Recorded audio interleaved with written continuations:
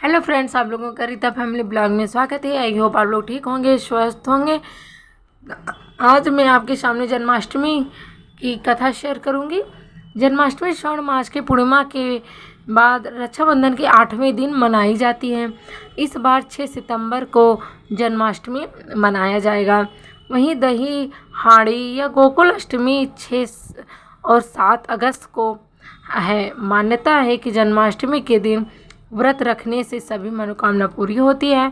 जन्माष्टमी के दिन कुछ लोग 24 घंटे का निर्जला उपवास भी करते हैं, जिसमें पानी नहीं पिया जाता है। मगर कुछ लोग दिन भर उपवास करके शाम को फलाहार करते हैं। आइए जानते हैं जन्माष्टमी कथा के बारे में। भारत के मथुरा शहर में असुर राज कंस वहाँ के लोगों पर बहुत अत्याचार करता था। एक समय की बात है, जब कंस देवकी की शादी वसुदेव से करवाकर मथुरा से कहीं जा रहा था, तब रास्ते में एक आकाशवाणी होती है, जिसमें कहा जाता है कि देवकी का 8वां पुत्र कंस के मृत्यु का कारण बनेगा। इसके बाद कंस ने देवकी और वसुदेव जी को कारागार में डाल दिया। हर एक पुत्र को कंस ने मारा, मगर भाद्रपद की कृष्ण पक्ष की रोहिणी नक्षत्र में अष्टमी तिथि को 8वीं संतान का जन्म हुआ। 8वीं संतान के रूप में भगवान विष्णु जी 10वें अवतार में श्री कृष्ण के रूप में जन्म लिए, और जिस कोठरी में देवकी वसुदेव को कैद किया गया था, उसमें अचानक चतुर्भुज भगवान प्रकट हुए। दोनों ने भगवान के चरण स्पर्श किए। भगवान ने देवकी वसुदेव से कहा, अब मैं पुनः नवजात शिशु के रूप धारण कर लेता हूँ। साथ ही तुम मुझे इस समय नंद जी के घर वृंदावन में ले जाओ और उनके यहाँ जिस कन्या ने जन्म लिया है उसे लाकर कंस को सौंप दो।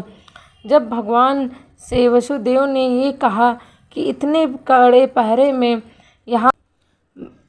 कैसे यहाँ से जा सकता हूँ, तो भगवान ने कहा कि तुम चिंता ना करो, जागते हुए पहरेदार सो जाएंगे, कारागृह के दरवाजे अपने आप खुल जाएंगे और यमुना नदी तुमको पार कर जाने का मार्ग खुद दे देगी।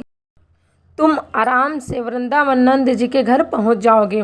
भगवान की बात सुनते ही वसुदेव ने नवजात शिशु के रूप में श्री कृष्ण को सूप में रखा और निकल पड़े। कारागृह के सभी गेट खुल गए। इसके बाद वसुदेव यमुना को पार करके नंद जी के घर पहुँचे, जहाँ उन्होंने नवजात शिशु को यशोदा के साथ सुला दिया और उनकी कन्या को लेकर मथुरा आ गए। वसुदेव के आते ही कारागृह के फाटक बंद हो गए।